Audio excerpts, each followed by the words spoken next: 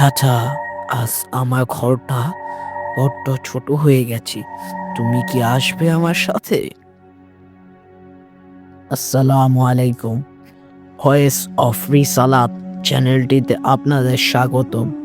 আজকে আমরা গোর খোদকের ডায়েরি পর্ব 2 নিয়ে এসেছি। গল্পটি শুরু করার আগে বলে নিই, গল্পটি রহমত চাচার কাছ থেকে নেওয়া হয়েছে।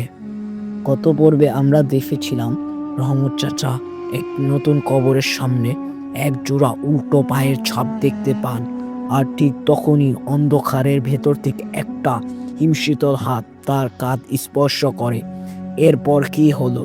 রহমত চাচা কি আজও সেই রাতের কথা মনে করে শিউরে ওঠেন? চলুন শোনা যাক আজকের পর্বে। সেই ঠান্ডা হাতের স্পর্শে আমার সারা শরীর যেন পাথর হয়ে গেল। আমি ঘাড় ফিরিয়ে দেখার শক্তিটুকুও পাচ্ছিলাম না। ঠিক তখনই একটা দমকা বাতাস আমার লণ্ঠনটা নিভিয়ে দিল। খুটখুটে অন্ধকার। আমি শুধু শুনতে পাচ্ছিলাম আমার নিজের হৃৎপিণ্ডের ধক ধক শব্দ। কোনো মতে নিজেকে ছাড়িয়ে নিয়ে আমি আমার ঘরের দিকে দৌড় দিলাম। পেছনে তাকানোর সাহস হয়নি। সারা রাত আমি চোখের পাতা এক করতে পারিনি। মনে হচ্ছিল আমার ঘরের জানালার ওপাশে কেউ একজন দাঁড়িয়ে আছে আর নখ দিয়ে কাঠে আঁচড় কাটছে। খিস খিসের মতো শব্দ হচ্ছে। পরদিন সকালে এক রহস্যময় ঘটনার খবর এলো। এক তরুণী লাশ দাফন করতে আনা হলো। শুনলাম মেয়েটি নাকি সুস্থ ছিল, কিন্তু কাল রাতে হঠাৎ করেই মারা গেছে।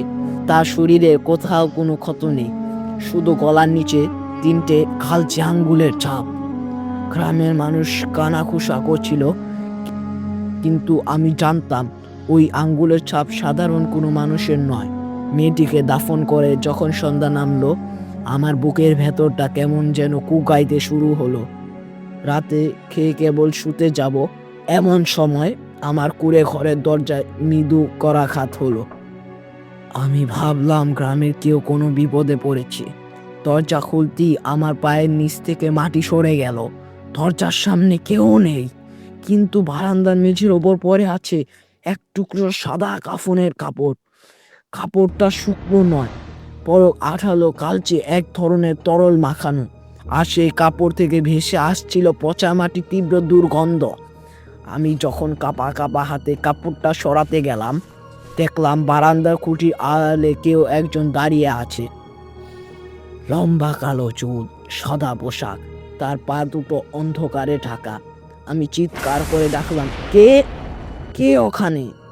সে কোনো উত্তর দিল না, শুধু ধীর পায়ে অন্ধকারে মিলিয়ে যেতে লাগলো। আমি কেন জানি এক অদৃশ্য টানে তার পিছু নিলাম। সে আমাকে নিয়ে গেল ঠিক সেই মেয়েটির কবরের কাছে যাকে আজ দাফন করা হয়েছে। গিয়ে দেখি কবরের ওপর তাজা মাটিগুলো যেন সরিয়ে ফেলেছে। কবরের ভেতর থেকে একটা অস্পষ্ট আওয়াজ এলো, চাচা, কাফনের দাগটা কি এখনো দেখা যাচ্ছে? আমি নিচের দিকে তাকালাম। মাটির ভেতর থেকে একটা হাত বেরিয়ে এসে আমার গোড়ালি চেপে ধরল। সেই হাতের কবজিতে ঠিক সেই মেয়েটির মতোই রূপোর চুড়ি। হাতটা আমাকে মাটির নিচে টেনে নেওয়ার চেষ্টা করছে। রহমত চাচা কি সেই মৃত মেয়েটির হাত থেকে নিজেকে বাঁচাতে পারবেন? কাফনের ওই কালচে দাগের রহস্যই বাকি। জানতে হলে অপেক্ষা করুন আগামী গল্পের। গল্পটি ভালো লাগলে লাইক দিন এবং আপনার মতামত কমেন্টে জানান। আজকের মতো বিদায়। কণ্ঠস্বরে আমি ছিলাম মোহাম্মদ রিসালাত।